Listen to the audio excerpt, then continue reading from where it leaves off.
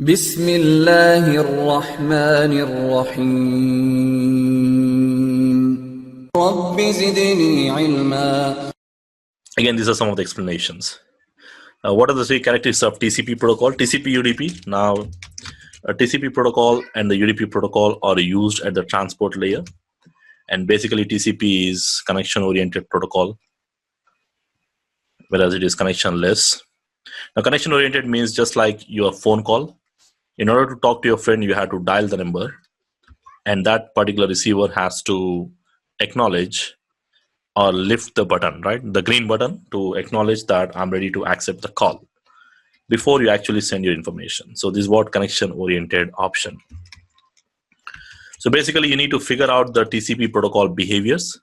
So here he has given 6 options. I think 1, 2, 3, 4, 5, 6. We have to select the correct answers. Anyway, the answers are given here. The connection is established. This is what I explained. Connection is established before the data is transmitted. And the next thing is it ensures that all the data is transmitted and received by the remote device, because TCP supports acknowledgements where when you're sending the data, it will acknowledge the packet. But whereas in the UDP, there is no acknowledgement. So acknowledgement is just like confirmation. And also separate sync ACK message. Of course, there will be a sync acknowledgement messages before it actually sends. So it's like 3-way process.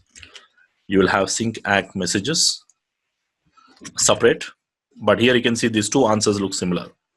You need to just remember this. This is how the trick is. Both show sync and ACK. This also shows sync and ACK, but there's a difference. It shows in one single message. This shows in separate message. This is where things will help you, because sometimes you see here. If you see here, this shows first. So the sync ACK, and you immediately take this answer. That is wrong actually, because it says in a single message, in a separate message. So it's very important because these 2 are like close answers, close to the answers. But again, the closest one or the correct one is this one, but this is not the correct one. You have to separate that. And of course, it's this one already we ticked 3, 1, right? So 1, 2, and 3. No, not this one. This one, 1, 2, 3. Of course, these are wrongs, but you can still confirm it supports significantly higher transmission speed. UDP is faster actually. TCP is slower. Now the difference is TCP is slow, whereas UDP is fast.